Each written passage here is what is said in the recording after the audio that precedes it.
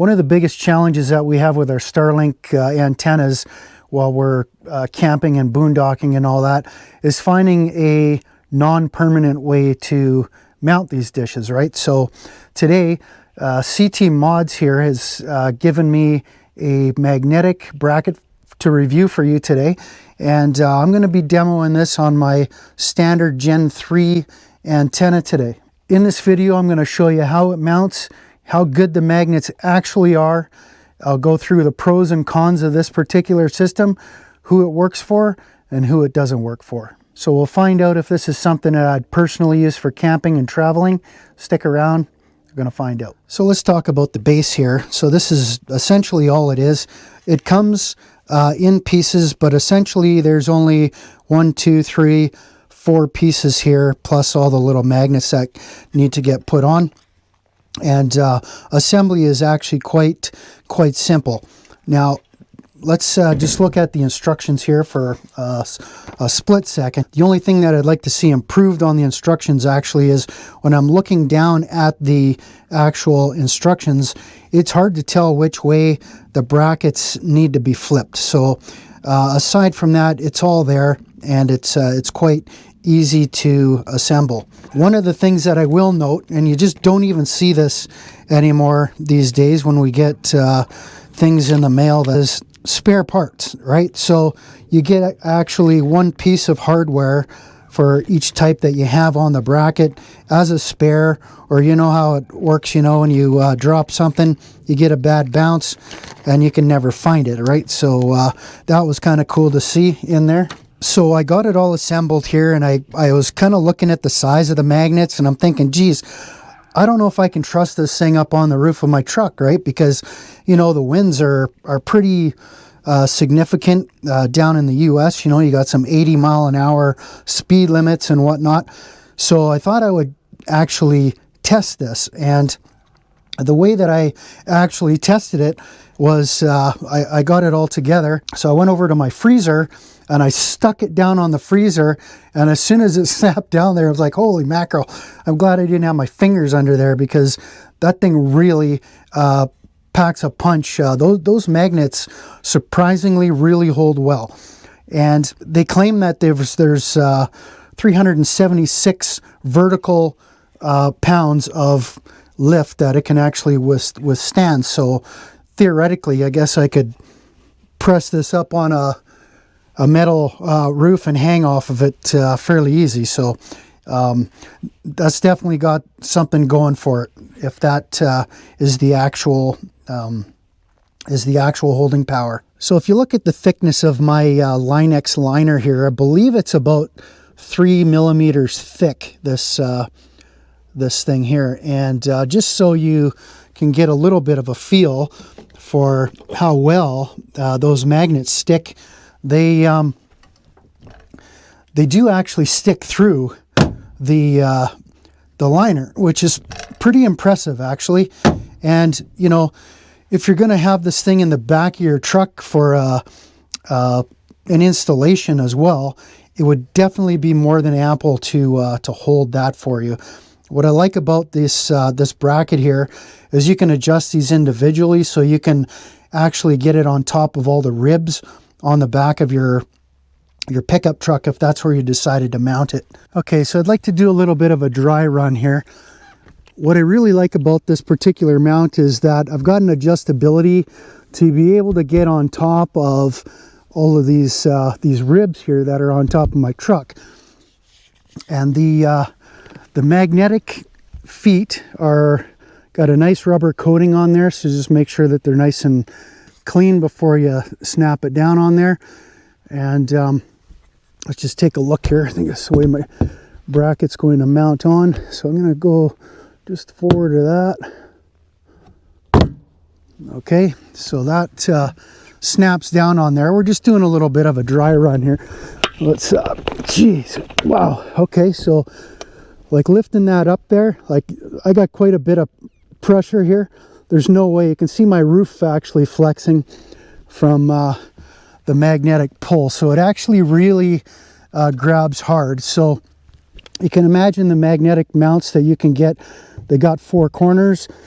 that might not actually line up with the ribs. So it's nice to have this adjustment here back and forth. You can slide these magnets wherever you want, and I can just mount them like that.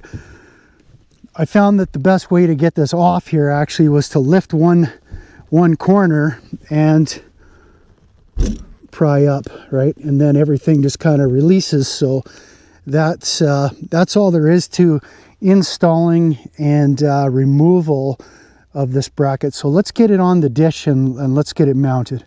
Now, looking at the roof here, so my fiberglass roof here, the magnetic bracket absolutely will not work with this fiberglass deck here.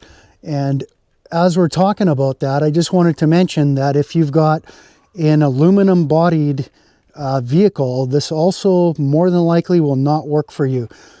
Ford guys, you know, you got the nice aluminum bodied trucks. I don't think that this bracket is going to work for you.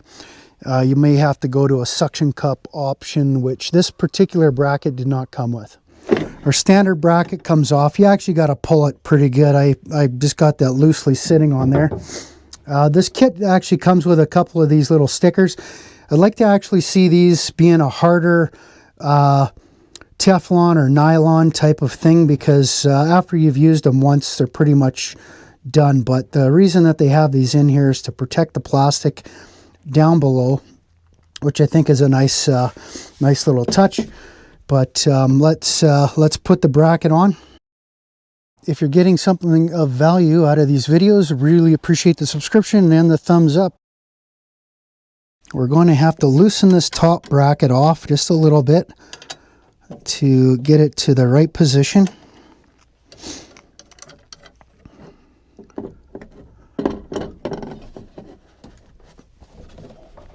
Okay, so that goes in there. What I do actually like about this particular setup is where these screws actually go down on top of that plastic. You can't over tighten this. You just tighten it down to the bottom, and the screw length is perfect for where it needs to sit. So you can't you can't actually over tighten these and crack the plastic, which is kind of nice. We're going to tighten this bracket here now, which is actually going to put a little bit of pressure on the very top edge of this.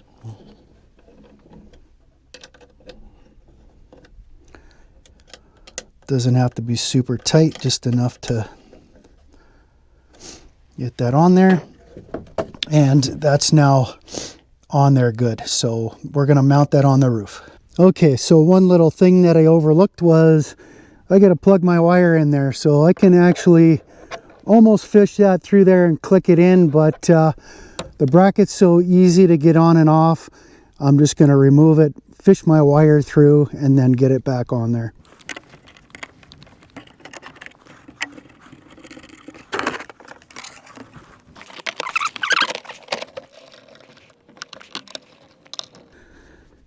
Right there again. Yeah, it's really on there good. I'm not going to have to worry about that at all. So I was looking at the angle here of the dish as well. It sits a little bit flatter than what it does on the base that it comes with.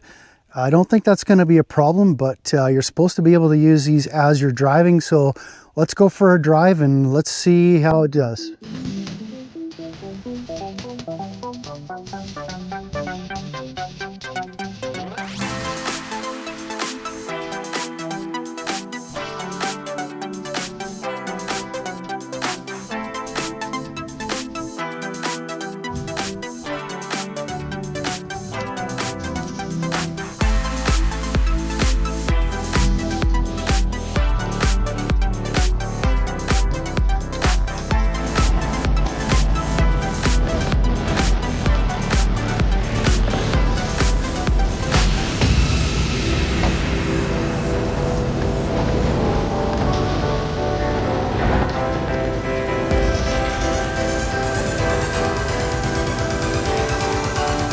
I don't even know if that thing is going to rattle right off of there going up that hill with the washboard, but anyhow, it stayed all intact, did really well. Okay, so to get to this spot from the other spot, I did do 120 kilometers an hour on the freeway.